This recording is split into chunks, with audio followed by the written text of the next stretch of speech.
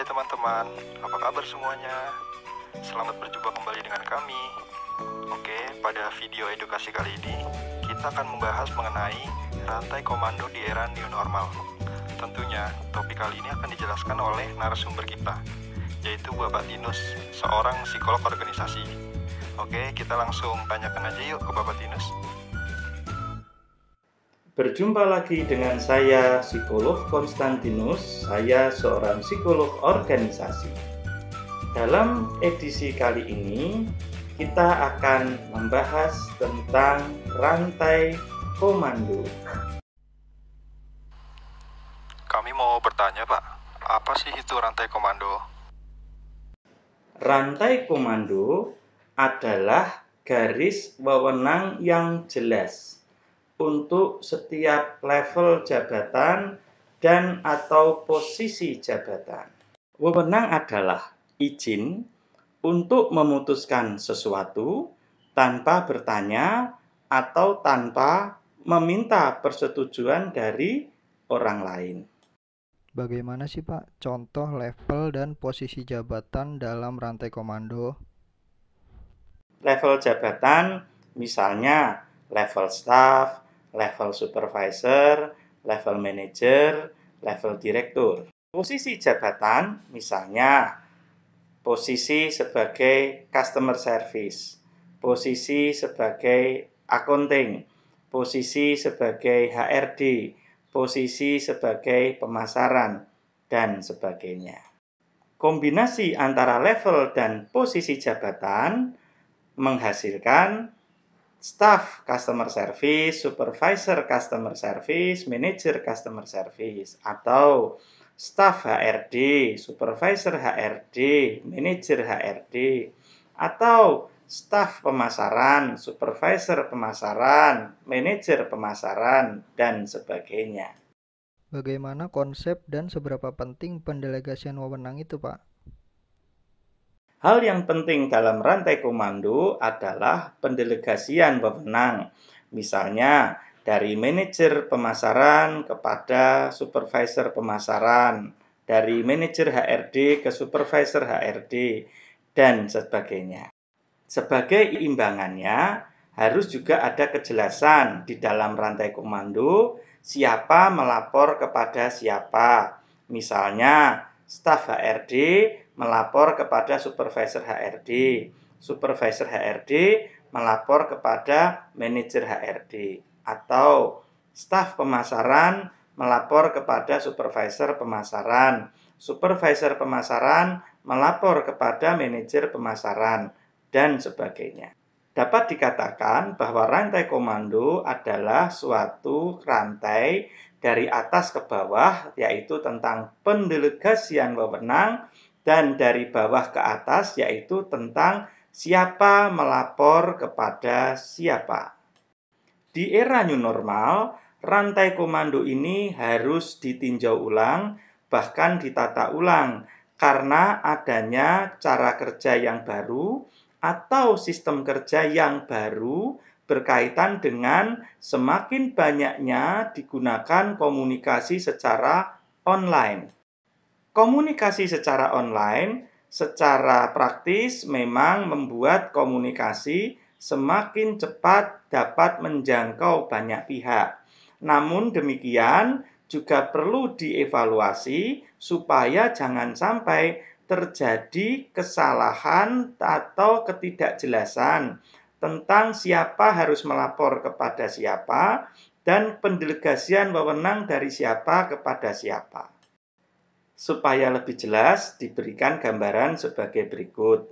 Dengan adanya komunikasi secara online, misalnya menggunakan Google Meet atau Zoom, maka seorang manajer bagian pemasaran dapat memberikan pengarahan langsung kepada para supervisor dan juga kepada staf bagian pemasaran.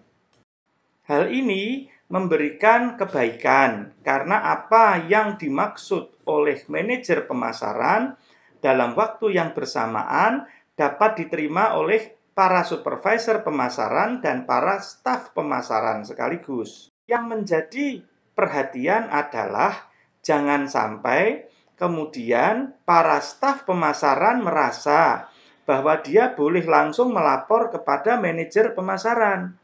Kalau ini terjadi, maka fungsi supervisor pemasaran menjadi tidak efektif lagi.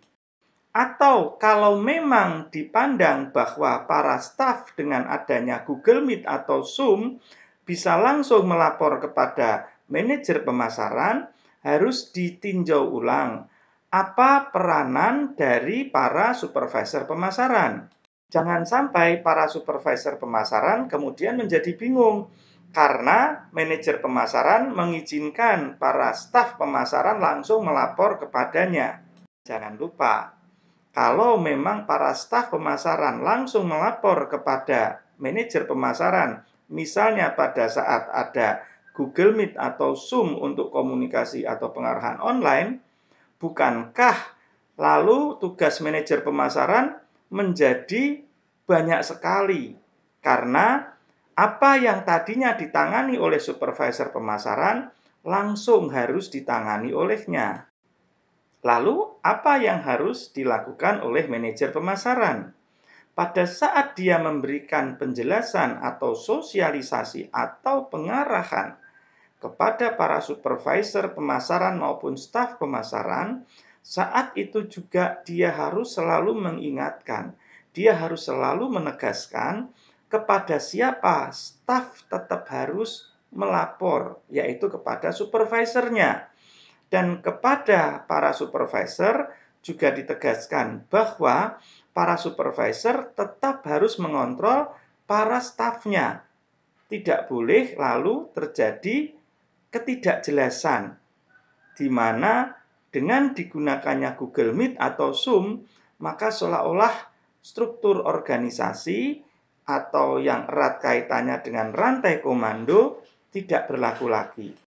Apakah perlu, Pak, adanya penataan ulang dari rantai komando? Kalaupun dipandang bahwa struktur organisasi atau rantai komando harus ditata ulang, ya memang harus ditegaskan ditata ulang. Tidak boleh lalu masing-masing orang menafsirkan sendiri. Perlu diingat bahwa ini adalah era VUCA, di mana segala sesuatu memang sifatnya volatil, uncertain, kompleks, dan ambigu.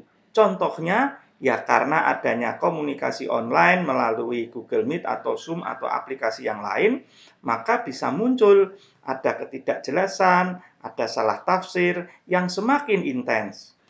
Untuk itu, memang para manajer, para supervisor, bahkan para staff harus menyadari untuk mempunyai vision, understanding, clarity, dan juga agility.